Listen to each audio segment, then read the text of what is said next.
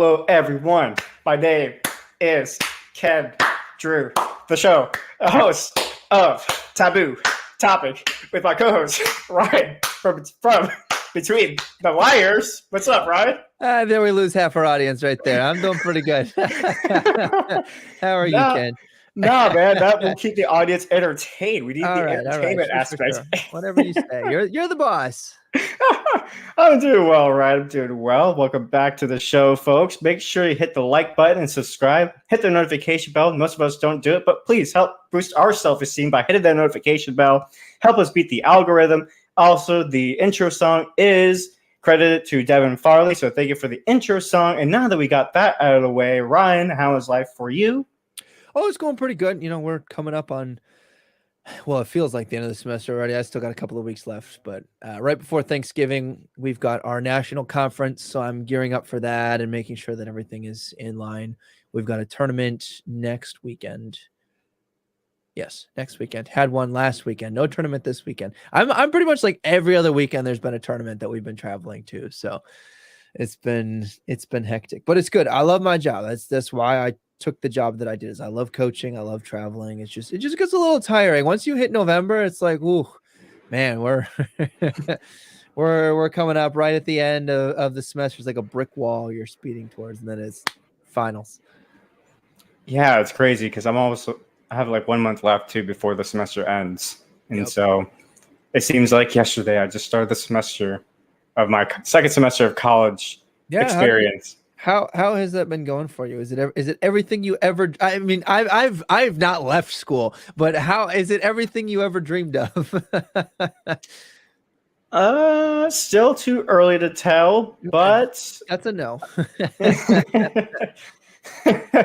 Well, it's definitely a experience. I'll tell you that much. I really haven't, because the thing is, I've only had 2 in-person classes so far in the 2 semesters I've been at the university. So because of that, I feel like it'd be different if I was forced to have like all in-person classes and that's fair. Forced to have all the interactions. But my favorite class so far is Spanish because we're forced to interact with our classmates. So sure. That's probably my favorite class so far, and I've made some friends from that class. So good. We may start a Spanish club, so that'll be fun.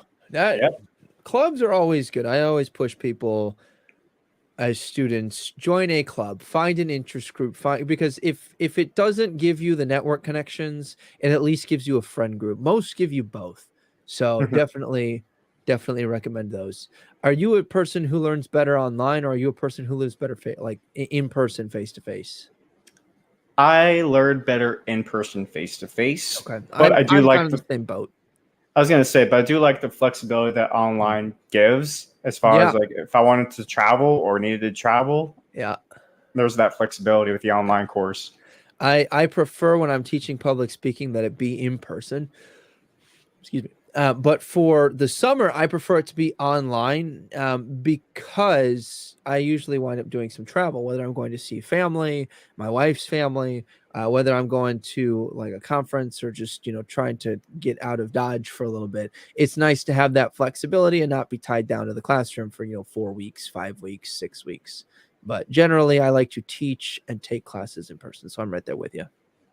Especially for me you understand because you've been doing long distance, but the long distance aspect is also a factor as far as the flexibility you have with online classes. Absolutely. So, folks, just a reminder, folks, that Ryan is a married man now. So make sure you comment down below and congratulate him on his on his new marriage, his new matrimony. Say hi to your wife for me, Ryan. I will. So. With that said, folks, let's go ahead and get the show started real quickly. Quick recap from last week. Basically, more or less, Ryan and I discussed and debated the topic of electoral college was the federal popular vote and whether or not it was time for us to move to popular vote, in which Ryan and I discussed. And you let us know. Just go back to listen to last week's episode. You let us know if you agree with us or disagree with us. But more or less, Ryan and I agreed with the status quo.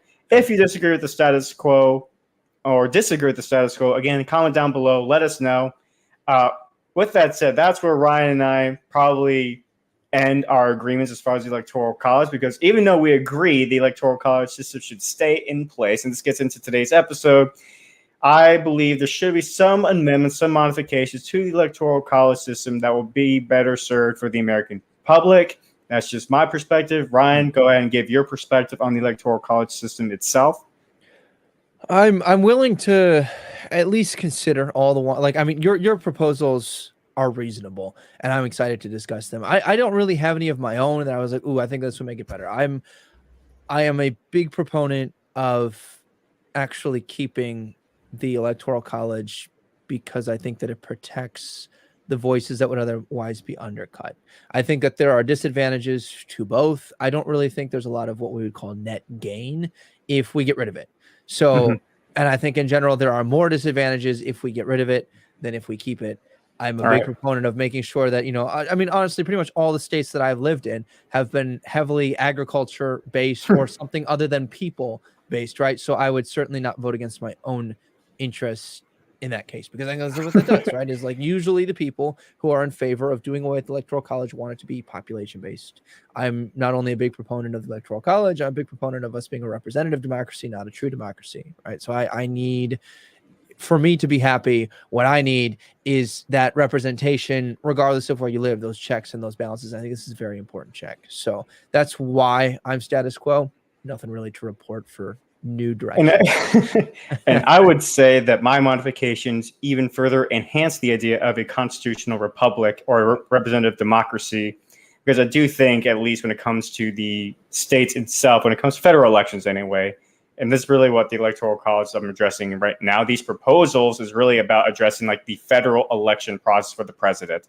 That's it. So as far as like states' rights is concerned, like if they want to continue doing, what they're doing, what they have been doing as far as how they elect their governor or their representatives within the state, that's their business. But it comes to like the actual presidential campaigns and everything like that, I think we need to make these changes to actually further give power to the little guy or incentivize the little guy. Because like I talked about and alluded to last week, a state like Illinois, for example, the majority of the state geographically is red, but Chicago takes up majority of the vote. And so you have a lot of people in these smaller precincts, if you will, that do not feel as though it's worth going out to vote because they feel as though their votes are going to be drowned out.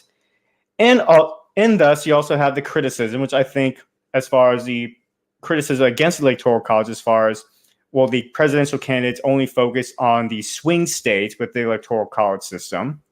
And I kind of agree with that. I think every presidential campaign, the candidates should be forced to go to every single state because no state is safe, in my opinion. It shouldn't be safe.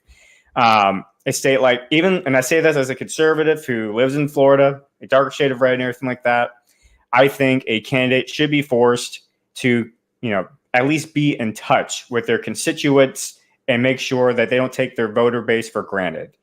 And so that's really the whole idea with these modifications I have. California, same thing. Once upon a time, I mean, even now a little bit, not as much maybe it was 10 years ago, but let's say by 10 years ago standard, like California, at least geographically, it was predominantly red. But if you go to cities like Los Angeles, San Francisco, Sacramento, like those major cities, they were predominantly blue, and they always drowned out the vote. Same thing with New York. New York State takes up the majority of the vote in their state. So again, I think these modifications further enhance the idea that we are a representative democracy. So without further ado, I'm not going to do that. Never mind. If I had a drum roll, imagine a drum roll though. But drum roll, please, Ryan. And then we will go ahead and start with the precincts. So my very first point I want to make as far as the change, it will be every precinct will be granted points based on the popular vote. The amount of points will be based on the population size within each precinct. That's change number 1. Change number 2, the points from the precinct will count towards the electors from the state. The candidate with the most points within the state shall be awarded the electors from the state. Point number 3, states shall have the right to legislate a formula to establish a point system based on population in the precinct, but must equal to 99 points. And the reason why I say 99 points is to avoid a case of a 50-50 split. So if I would have went up to 100, then you would have had possibility of like 50-50 tie. Then what happens? Just go 99, keep it odd. And that's just for determining your slate of electors for the state. You're not changing how many points each state is worth toward the presidency, correct? Right. Correct. Yeah. And so the last point is states shall reserve the right to determine their own election process for local and state elections, as I alluded to earlier. The amendments only concern the federal process. Anything not covered in these amendments will be subject to Article 10. For some people, this may seem more radical who want a direct democracy. For some, this seems reasonable. But Ryan, you alluded to and foreshadowed they thought these were reasonable ideas, reasonable changes. So go ahead and give me your feedback on the changes that I proposed. You said something in the first point. Can you just restate what your first change would be? I want to be sure before I comment that I fully understand what you said. Every precinct will be granted points based on the popular vote. The amount of points will be based on the population size within each precinct. Okay. What is the status quo for that? Are you trying to remove the winner take all? So like, for example, we can split by state, or are you leaving that to the states? What's kind of the change here, just for those, including myself, who might not be aware of like the specific rundown of the precincts? Like I know how the point system works. I'm not quite sure what the change for the precincts here is. So the precincts essentially will be the only place where the direct winner take all takes into effect. Okay. So if I'm in the first precinct and it's the GOP candidate that gets all those points, it could be up to, let's say, however many points for that state that goes. So it lets your electoral for the state be split by precinct, basically. Yes. And the direct vote, popular vote, still counts, but only in the precincts. And this ensures that the precinct with the larger populations don't have too much power to where they drown out the votes of the smaller precincts. So it would protect states, like I said, like Illinois, California, New York. So a place like Illinois, the smaller precincts, the people will at least feel as though they have a chance to have their voice heard, Sure. Because their voice in the precinct that Chicago's in, for example, is not going to drown out the smaller surrounding precincts around it. Right. We touched on this last week a little bit, and I want to reiterate this because one of the more reasonable arguments that I hear that I think is just kind of a misalignment of kind of what you want for your goal for this, but that I still find to be a pretty reasonable argument from those who are in favor of getting rid of the Electoral College is, well, yeah, of course, Chicago is going to have more weight in the state than the grasslands, right? Or like the cornfields, because there's not people there. And what the Electoral College does is it makes it so that it's not accounting for that so much as North Dakota has fewer people than Los Angeles. It has fewer people than New York City. And so they still need a certain amount of points proportional to their population to represent, but so that it locks in what the presidential candidate is supposed to be trying to achieve, instead of saying, yeah, that's all right, there's only, X amount of people in this state, let's just forget them. And that's kind of what it pushes. I think, if I'm understanding what you're saying correctly, you're kind of mirroring that principle with the precincts. Are you then going to kind of mandate that, let's say, like the precinct in Chicago, or that Chicago is included in, it winds up going blue, as it always does, then those points will be a percentage of however many electoral votes Illinois gets, and then the other precincts will also be split up, and then your final tally, you're keeping how many? Let me go, because I actually don't know how many Electoral College points is. I think it's Illinois, like 538. Oh, Illinois itself, I think it's like 12, maybe. I could be wrong. No, I think it's 18. Well, this is why we have the beautiful Google. age of Google.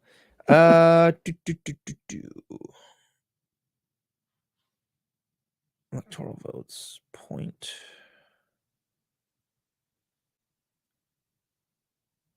$20 votes in the Electoral College. So let's, and just so that it's not messy, let's say you've got, I don't know, 10 precincts, each one of them would be worth 2, or would you divide the precincts proportionally based off of Illinois has more? So this is what I had in mind. This is where the other point comes in as far as the precinct will be counted towards the electoral state. So yeah, this is the third point that actually touches on. So the state shall have the right to legislate a formula to establish the point system based on the population in the precinct. So kind of like how we determine like how many electors each state gets is based on the population. Same with the precinct. So the precinct, let's say Chicago, let's say Illinois decides, so Chicago, precinct is worth, I don't know, 10 points. Yeah. And the surrounding areas is worth 2 points each. And whoever, and the candidate and so let's say the Democrat wins that Chicago precinct, they get 10 points. And then it leaves all the other precincts, it's up for fair game essentially, right? Because it's not guaranteed that every precinct is going to go Republican, but it's not guaranteed every precinct is going to go red either. So Mitt Romney, go ahead. I was going to say, so then what I'm understanding is you're trying to give the smaller areas at least a point, right? Because it's like, they're like, all right, look, blue doesn't represent us and 2 points might not be a lot, but it's 2 points towards the candidate that we prefer in this instance, which prevents them. And you're also forcing the states to break down their electors, or at least have the ability to break down if that's how the votes break out.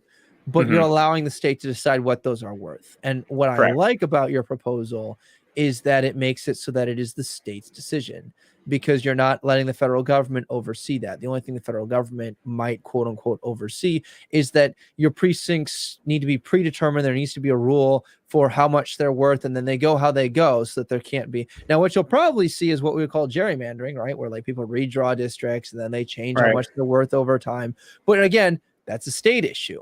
Right. And but you're still forcing them to at least make the districts, precincts, whatever the right term is there, represent the population. What would you say to the criticism? Because I could see this being a criticism, and I don't quite know if I have this criticism yet or not, but it's just kind of going through my mind as a possible thing. Are we just doing true democracy with extra steps here? Right, because we're drawing so many lines. Like, and I feel like you're still putting checks and balances to where the Electoral College is still there, and it's not quite a true democracy. It kind of bridges the two. What would be your response to someone saying that? Well, a true democracy would be if there would be no Electoral College first and foremost. Sure. Yeah. And so, if you want a true democracy, get rid of the Electoral College system altogether. Okay. And as far as within the states anyway, this is actually representative democracy with extra steps, I would argue, because that's exactly what it's doing. But those steps, I think that from what we've been discussing here, I think that they balance. The states still get their points to go towards the Electoral College with their slate of electors. And the popular vote still counts. It does. Within the precincts. I feel like exactly. And that's where I agree with the popular vote for the Electoral College purposes. Right, because I think that it's very important that when I go, my vote counts towards determining that. But I don't want a true democracy for the presidency because, again, insert the issues with flyover states. It just shifts the problem, right? And you mentioned earlier, hey, let's make sure, you shouldn't take these people for granted. It's like, no, I agree. But the reason swing states are targeted is because those areas are either diverse in population or they're diverse in their export. So, for example, Pennsylvania was a pretty good example of this, and I think still is. Most of Pennsylvania, that is the farmland, the oil, they were more in favor of Trump, but Biden was trying to sway them, and he did sway by flat out lying that he wasn't going to go after fracking. And then did go after fracking. He did go after oil permits, and he didn't ban them, but he made it a hell of a lot more difficult to do and disincentivize people. And the reason that was a swing state is because you have a split population. You've got big cities like Philadelphia that have nothing to do with oil, but then you've got a little bit of farmland, and you've definitely got oil out there. Like it's actually it's kind of like Illinois, just with a different export, right? So naturally, that's going to always be the case, whether you're going after them as a swing state or a swing population, right? Because even if we're like, okay, great, do away with the Electoral College, let's just do a true vote. There's still going to be a swing state in those specific areas versus New York, probably not so much, right? Like, I mean, it might shift it a little bit, but Not a whole lot, because New York is still going to go blue in a lot of areas. It's going to go red in others. It's just on an individual basis. So it might break away a little bit differently. Right. Well, at the same time, though, with at least my proposals, I would argue anyway, is that, like I was alluding to earlier, every state would essentially become a swing state. Every presidential candidate would be forced to actually campaign in every single state. And I personally think candidates should be forced to talk to, even like if you're a Republican, you should be forced to go to California and campaign there and try to earn their votes, because you shouldn't have, I don't know. Because to me, in Texas right now, one of the criticisms right now that the GOP is getting is they're taking their voter base for granted. And that's why Beto is getting a lot of popularity there, because yeah, that's why Beto, for example, is getting traction in Texas. I don't think he's gonna win, but it goes to show you, though, like the idea of a state having a stronghold can easily take their voter base for granted, to the point where they may start even passing legislation that may be considered extreme, at least in hindsight. For even go to California, they pass legislation that are extreme in hindsight. And so if you have a situation where every state is a swing state, the presidential candidate, whoever becomes president, they'll be forced to be moderate, because they know there's not a single state that's safe for them. Any state can switch at any point, because they can no longer rely on those big cities in some of those states. As far as, yeah, California is going to go blue every single time. I don't have to worry about campaigning there if I'm a Democrat, or I don't have to worry about campaigning in Texas if I'm a Republican. No, every single state now is a swing state. Yeah. You have to campaign there now, and you cannot pass legislation or propose ideas that are radical that the American people do not want and get into our business. See, I agree with that portion. I don't know that I agree with the statement that voters are taken for granted per se, because I do think that there is a difference between, hey, I'm not campaigning, reassuring these people that I am let's just take Texas for an example, right? Texas is very much leave us the hell alone, Second Amendment, agriculture, carbon emissions over green energy because of what they need to export, etc.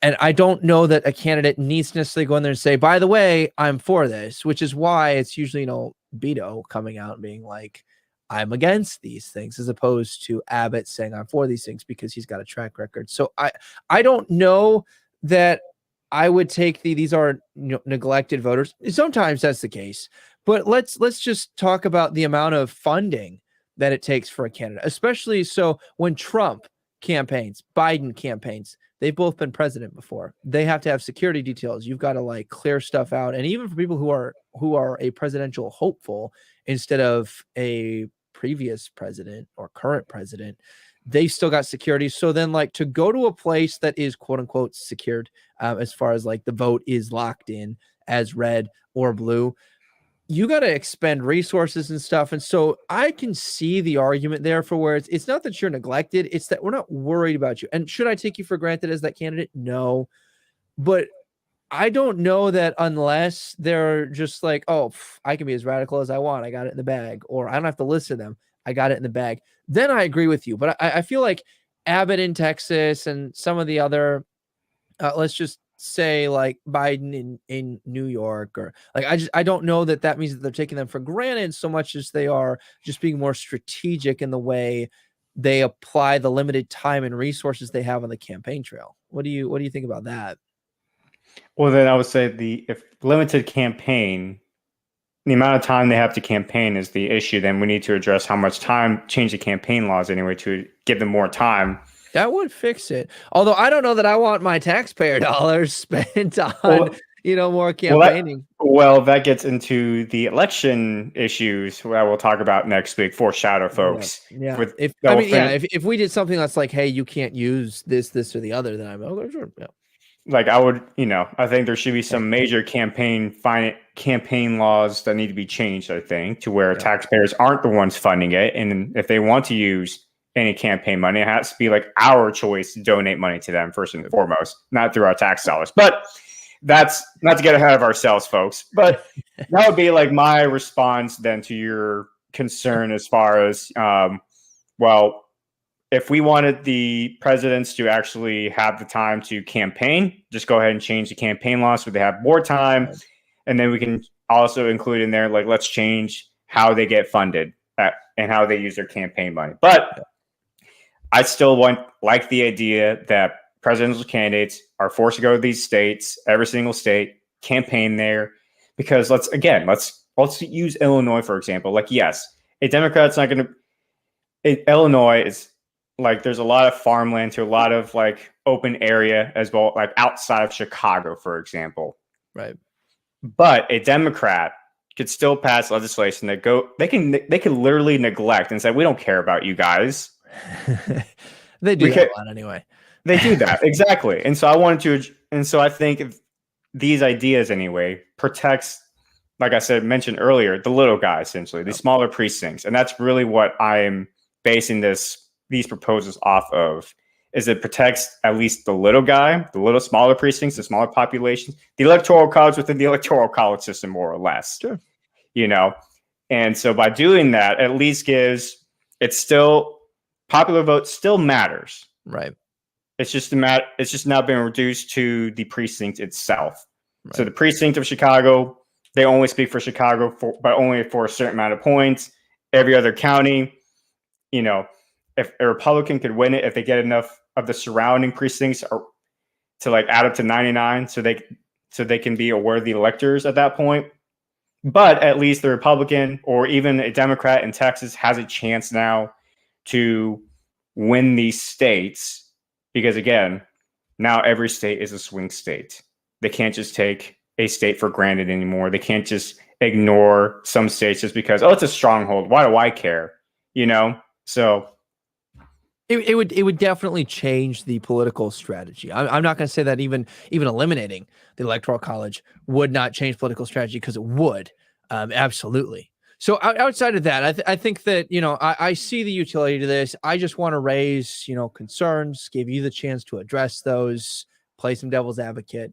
What else do we want to talk about as far as changes that you think are necessary?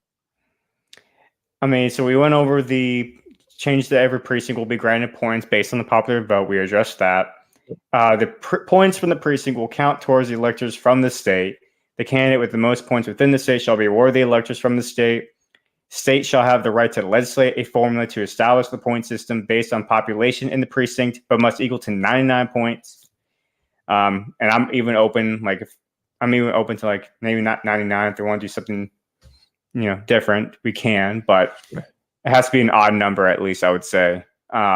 Basically, someone has to be capable of winning each of the precincts is what the big point is there. I think that's fair. Yeah. And then like last point, states shall reserve the right to determine their own election process for local and state elections. So, which makes sense. Yeah. So if you are running for governor of Illinois, California, Texas, you guys, that's your business. I don't care what you guys do.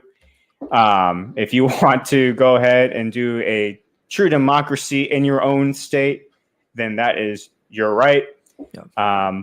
But like I said, this is mainly for the federal election process for the president. Right. And to my knowledge, anything that's more like the governor, it's going to be a true democracy. Everyone goes and votes, and you get that because you're not spreading it across the U.S. And again, the important thing to remember here is the reason we do the electoral college to shield, as you mentioned earlier, the little guy, is because the president is not supposed to be the king. The president is supposed to represent across the country in a king-like way, but not the monarchy that is the quote-unquote benevolent and sometimes not benevolent dictator that, is cramming down these policies. They're supposed to be more moderate. They're supposed to broker the deals between the Republicans and the Democrats who are in the House and the Senate. It's like that's their job, because we're looking at a big picture view of the U.S. Mm-hmm. At the state level, we leave them the way that they are, and they already are set up that way, because you're not trying to get California and Tennessee to agree on something, right? So there's no reason for that. I have a question. It's not that I have a proposal so much as a question here that I'd love to hear your thoughts on. Sure. The Democrats, I don't think they passed this, but maybe they did. I think they did pass this. The idea here being that you can't have what we would call faithless electors. So we saw this, and the Democrats like to forget this. When Trump was elected, you had faithless electors who voted for Hillary instead. And then obviously you have the more recent example in the 2020 election where you had faithless electors where Biden had won the state, but the state sent the Republican electors who cast their vote, or the Democrat ones just voted for Trump. Like that has happened. And they passed a law that says you cannot do that. You're symbolic, right? You don't get to there should not be this ability for the electors to do anything other than the quote unquote will of the people. What do you think about that for the Electoral College? Well, I would ask Democrats to talk to the states that passed like their measures to pretty much eradicate the Electoral College and force these states to vote, force the electors to vote based on the actual popular vote instead of what the popular vote within their state is. But I would ask the Democrats first and foremost, like, how come you're concerned about electors, the faithless electors, when you have all of these states like Colorado, for example, who now the electors will be voting based on the federal popular vote instead of the state popular vote. Right. Well, these weren't even federal popular vote. This was like Tennessee was quote unquote won by Trump, right? Right. But when they sent their electors in 2016, I don't remember what state it was, but some of those electors cast their ballot for Hillary instead of for Trump. So it actually wasn't even because she was the popular candidate. It was actually just because that's who they wanted to vote for. Because technically, before 2020, there were no rules, at least not nationally, that said electors must cast their ballot the way that election night had dictated. Like, so technically you could have had Tennessee go 100% for Trump and all of them could have been faithless electors and voted for Hillary. We don't see that happening, but they've now passed legislation to make it to where you would be fined or whatever it was if you did not vote for Biden. Because like you had a handful, like 16 Republicans or something that voted for Trump instead of Biden. And so, or 16 people who flipped. I don't know if they were Republican or not, but they were saying, no, you can't do that. Well, I'm surprised I didn't mention it in my article, to be honest. I'm surprised I didn't talk about that. I mean, here's the thing is that it's something that's not exactly clear. And it's something that we don't see happen a lot either. Yeah. I mean, it would make sense to have a law in place to where the electors are forced to represent the people in their state. Sure.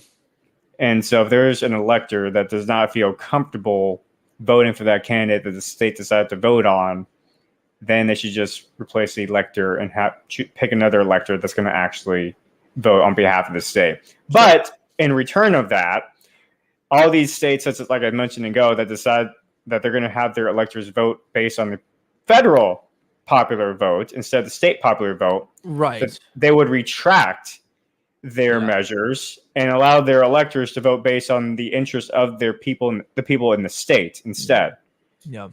So that's what I would ask in return as a negotiation tactic anyway. So you want this? Okay, well, I want this then. No, I like that. I like that a lot. Yeah, so that's what I would say. I mean, I thought if anything, these proposals are thought-provoking. Yeah. People may disagree with it. People may love it. People may hate it. But I do think it's at least in alignment with the shrinking of the size of the government, at least, in my opinion. I agree. So, do you have any final thoughts? No, we covered it. I feel like last week we really set up the importance of this. I don't think that we really disagree a whole lot on the procedural aspect here of what should be done. I think that, I had the chance to raise any personal concerns I had, or at least bring up what certain audience members or even opponents might have of your proposals, and you had the opportunity to address them. So I think that we were pretty efficient today. All right, folks. Well, remember, make sure you hit the like button, subscribe, hit the notification bell. If you haven't done so already, please share this with your friends and family members, by the way. Help us beat the algorithm. You can follow us on our social media platforms. Between the Liars, we'll eventually get back on track. Eventually. But on my show, we have a new episode coming out on Monday. Voter's Eye edition coming out. So it's going to be Luigi from Agree to Disagree show. He's been on my show. He's also been Luigi. Yep, Luigi. We're going to talk about the state of Canadian politics, what's going on since post Freedom Convoy. So that'll be a good and fun conversation. And we also have another episode.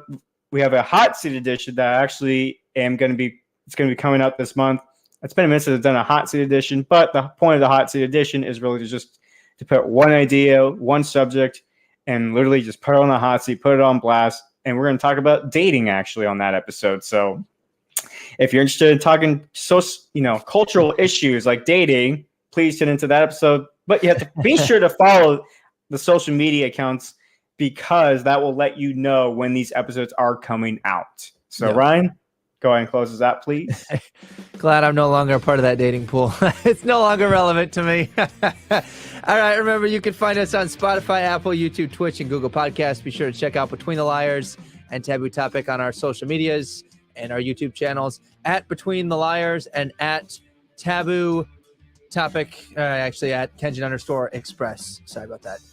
Follow us on our social medias so you can stay updated. And if you enjoy this show, we sure would appreciate a 5-star review and share us with your friends. Subscribe to our channels, and we'll catch you here next week. Help us envision a smaller, better, more accountable government, and that starts with a blueprint. Goodbye for now.